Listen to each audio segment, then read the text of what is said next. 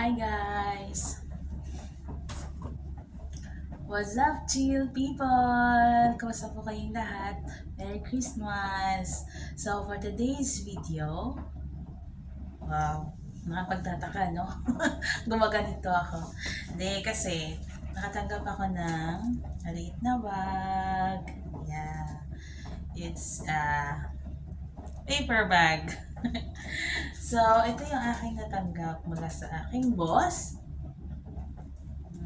Christmas. Christmas gift nila. Tsaka birthday gift na din daw, sabi niya. So, bubuksan natin at ipapasilip ko sa inyo kung ano ang nilalaman. Nabuksan ko na to guys ha, pero gusto ko siyang i-share sa inyo. So, let's do this! Taran! Yan. Yan. So, ito yung laman. At nakikita mo, nandyan pa din yung label. Diba? So, open natin kasi nandito sa loob yung main character. So, ayan. So, ano ito guys? Ito ay may lock din sa likod. So, ayan. Ito po ay towel. Look. Soft towel. Parang panlinis ng salamin. Meron din siyang label. Diba? Ang ganda. Yeah. So, ito din siya. Yan. And then, ito na po yun. May another paper. Yan. Basahin natin. Brace. Thank you for your order. The item you have purchased is gold-plated or stainless steel. Ganon.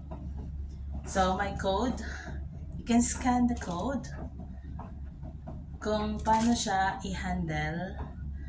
I mean, sabi dito, scan the code below to learn how to take care of the item, of it. Yeah. So, buksan natin guys. Kunin natin yung papel kasi nakatago sa likod.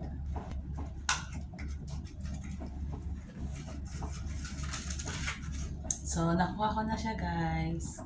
At, taran! Ito po siya. Yan. It's in a necklace. And, yeah. See? Tawag dito. Heart necklace and heart na bracelet din. Ito siya. Ganito siya.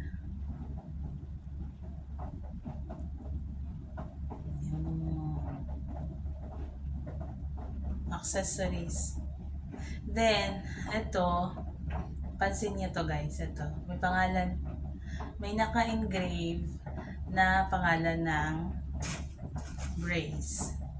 Maganda, no? Naka-engrave siya dito guys. Nilagyan nila dito. Ang cute. So dahil dyan, itatry natin.